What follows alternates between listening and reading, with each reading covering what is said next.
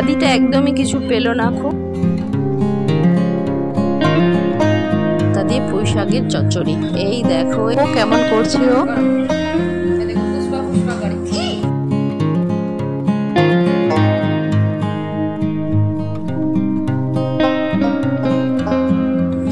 নমস্কার, কেমন আছেন সবাই? আশা করি ভালো আছেন, আমরাও ভালো আছি।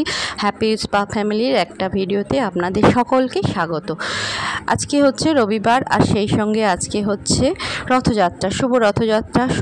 আমার পরিবারের সকল সদস্যকে শুভ রথযাত্রার আন্তরিক অভিনন্দন জানিয়ে ভিডিওটা শুরু করছি। এখন আমরা চলে এসেছি ছাদে। চা খাওয়া হয়ে গেছে যথারীতি। আজকে সেরকম তাড়া নেই, রবিবার ছুটির দিন। আর অনেক দিন ধরেই এই পুঁই শাকটাকে কাটবো করছি, কাটা হচ্ছে না। খুব আজকে ছুটি আছে, মিস্টারকে নিয়ে এসেছি পাকড়াও করে ছাদে। এখন মিস্টার কেটে দিচ্ছে পুঁই শাকটা।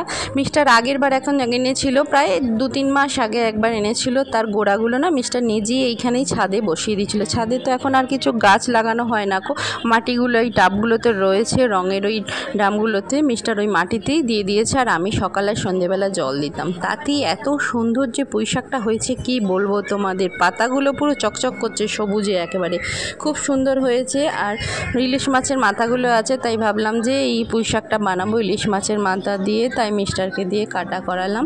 চলো এখন এবার আমি চানা বসিয়ে দিয়েছি। ঘুগনির কড়াই ছিল না কো, তাই চানাটা দিয়ে আজকে আমাদের শুভ রথযাত্রার ঘুগনি হয়ে যাবে। চানা মশলা স্টিম দিয়ে নিচ্ছি। আর এখন করছি আমি আদা রসুন পেঁয়াজ একটুখানি মিক্সিতে একটু বেটে নিচ্ছি।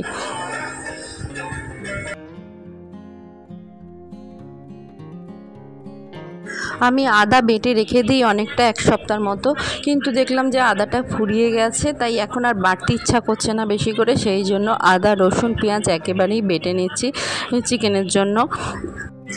আগে রথযাত্রার ভীষণ একটা বেশ আনন্দ হতো জানো তো। ছোটোবেলায় আমাদের বাড়ির সামনেই না রথের মেলা বসতো। দিনের বেলা থেকেই, সকাল থেকেই আমরা চলে যেতাম রথের মেলায়। বিকালবেলা রথ টানা, কত সুন্দর মজা হতো। কিন্তু এখন এইখানে সেরকমভাবে রথ টানাও হয় না। আর বেটু মাম্মাদের মানে ছোটোবেলাটা বোধহয় ওরা পেলুই না রথ টানার ব্যাপারটা জানো। এখানে হয় রথতলা আছে অনেকটা দূরে, সেখানে আমরা যাই না কো, যাওয়া হয় না কো। বেটু তো রথটা দেখতেই পেলো না, ওর মামার বাড়ি থেকে দিদা বলছিল যাওয়ার জন্য, কিন্তু আমাদের বাড়ির যে ঢোকার মুখটাতেই না রথটা থাকে, ওখানে গাড়ি নিয়ে যাওয়া যাবে না। আর মোটরসাইকেল বা স্কুটি করে অতটা দূর যাওয়া 4 জনে মিলে একটু চাপ আছে, সেই জন্যই গেলাম না। না হলে খুব ইচ্ছা ছিল বেটুকে একটু এই রথ দেখানোর। মেয়েটা যখন ছোট ছিল ওকে তখন রথ কিনে দিয়েছিলাম জানো। সেই 3 থাকের কাঠের রথগুলো রাস্তায় বিক্রি হতো, ওকে কিনে দিয়েছিলাম, ও নিয়ে বেরোতো জানো তো। কিন্তু লকডাউন পড়ে গেল, তারপর থেকে আরও মাম্মাও বড় হয়ে গেল, আর রথগুলোও সে কীরকম খারাপ হয়ে গেল। আর ইচ্ছা করলো না যে নতুন রথ কিনে বেটুকে দিয়ে আবার সেই করি। মিস্টারকে বললাম না, ওই ধরনের আর ঝামেলা করতে হবে না কো, নাহলে মাম্মা না প্রত্যেকবার বেরোতো জানো তো রথের দিন। বেশ একটা ওরও বেশ ছোটোবেলাটা পেয়েছে, এখানে দূরে যেতে পারতো না, কিন্তু নিয়ে রথটা নিয়ে বেরোতো সবাই, ওর দাদা দিদি সবাই বেরোতো, মজা করতো। কিন্তু আদিটা একদমই কিছু পেলো না কো। যাই হোক, আফসোস করে আর লাভ নেই। ছোটদের আগে যখন পাড়ায় আমরা সব পাড়ায় ঘুরতাম, পাড়ার কারোর বাড়িতে, এখনকার সেই ব্যাপারটা একদমই নেই। এখন তো শুধু ফোন, ছোট থেকেই ফোনের মুখে গুজে থাকা। যাই বলো, ওদের ফোনটাই যেন জগৎ হয়ে যায়। যাই হোক, চলো কথা বলতে বলতে আমি পুঁই শাক, এদিকে মাছটাও ভাজা হয়ে গেছে, 2 টুকরো মাছ ছিল ইলিশ মাছ। আর এখন আমি পুঁই শাকটা করছি। সব রকম সবজি দিয়ে, কচুটা ছিল না, মিস্টারকে বললাম কচু নিয়ে আসতে, আর মিস্টার কচু আনতে গিয়ে 1 গাদা বাজার করে নিয়ে চলে এসেছে। সেগুলো এখনও গোছায়নি, সেগুলো আছে। আগে রান্নাটা করে নিই, তারপরে সব গোছকাজ করব। চলো, ফোড়নে দিয়েছি 5 ফোড়ন আর একটা শুকনো লঙ্কা দিয়েছি। আগে ভালো করে ভেজে নেবো সবজিগুলো, তারপরে পুঁই শাকটা দেবো। আর মাছের মাথাগুলো ভেজে রাখা আছে। আর রেগুলারের মশলা ধনে জিরে গুঁড়ো দিয়ে আমি বানাই। আর একটা আমি বাড়িতেই না সব রকম মশলা দিয়ে, জায়ফল জয়ত্রী, জিরে, গোটা জিরে, ধনে, তেজপাতা, গরম মশলা, গোটা গরম মশলা সব কিছু শুকনো খোলায় ভেজে না একটা শুকনো মশলা করে রাখি, সেই মশলাটা দিই। সেই মশলাটা শাকে দিলে খেতে খুব ভালো হয়। তার সঙ্গে আমি নিরামিষ শাক বানালেও, নিরামিষ শাকেও যদি তুমি শাক চচ্চড়িতে দাও, খেতে খুব টেস্ট হয়।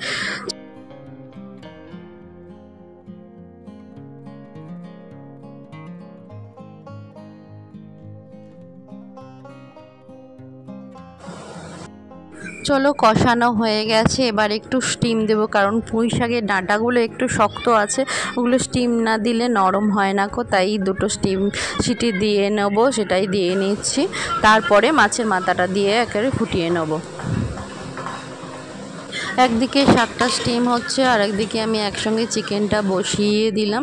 চিকেনটা করে নিই, চিকেনটা দুটো দুদিকে হতে থাক আস্তে আস্তে। এই দেখো স্টিম দেওয়া হয়ে গেছে, মাছের মাথাগুলো দিয়ে দিয়েছি, একটু জল আছে, জলটা শুকিয়ে গেলেই হয়ে যাবে পুঁই শাকের, ইলিশ মাছের মাথা দিয়ে পুঁই শাকের চচ্চড়ি। এই দেখো এরকম দেখতে হয়েছে। এবার আমি চলে এলাম সবজি গোছগাছ করতে, কিচ্ছু করা হয়নি, বাস্কেট এই টিভির ঘরটাতেই বসে বসে আমি সবজি কাটি আর একটু খবর দেখতে শুনতে শুনতে, মানে দেখা তো হয় না, শুনতে শুনতেই একটু সবজিগুলো কেটে নিই। আর এখন এবার সব চলো গুছিয়ে রাখি, যেসব সবজিগুলো এনেছে। বাস্কেট পুরো ভর্তি হয়ে গেল, মিস্টারকে শুধু কচু আনতে বললাম, মিস্টার কত কি নিয়ে চলে এসেছে। এখন আর কাটার সময় নেই, সেই জন্য সব একেবারে বাস্কেটে ঢুকিয়ে একেবারে ফ্রিজে তুলে দিচ্ছি। পরে সন্ধ্যের দিকে যদি সময় থাকে তখন সবজিগুলো কেটে নিই, তাহলে না পরের দিন আবার স্কুল আছে, আবার কোটের রান্না আছে, সব যদি কাটা থাকে, রান্নার সবজি যদি কাটা থাকে তাড়াতাড়ি রান্না করতে সুবিধা হয়, নাহলে সে কেটে রান্না করতে অনেকটা সময় চলে যায়। সেই জন্য আমি চেষ্টা করি আগে কেটে নেওয়ার। তবু আজকে রথ আছে, জানি না বিকালে বেরোবো কি না, বেরোনো হবে কি না। আজকে তো খুব রোদ্দুর উঠেছে, বিকালের দিকে যদি বৃষ্টি হয় তাহলে আর রথ দেখতে যাওয়া হবে না। এখান থেকে অনেকটা দূরেই আমাদের রথ। ভাত খাবে তো? হ্যাঁ, কি খাবে? সেদিকে মাংস খাবে? মাংস খাবে তো তুমি?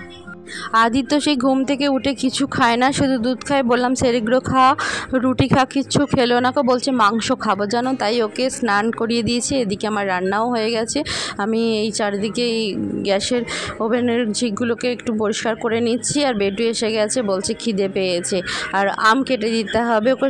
যদি দুপুরবেলা একটা আম সুন্দরভাবে কেটে দিই, খোলা ছাড়িয়ে পিস পিস করে কেটে দিই, ও আমটা টুকরোগুলো খায়, আমের টুকরোগুলো একটা করে, আর আমি এদিকে খাবার খাওয়াই। এইভাবেই ওকে দুপুরবেলার খাবারটা খাওয়াই। চলো, ও এখন একটা আম দিয়েছে, সেই আমটা না টক হতে পারে, সেই জন্য আমি আর একটা আম নিয়েছি, বলছে ওই আমটাই কেটে দিতে। তাই আদিকে ভোলাবার জন্য বললাম তুই ডান্স কর, আমি ততক্ষণে আমটা কাটছি। ও না পুষ্পা ডান্সটা ভালো করে, দেখো কেমন করছে ও।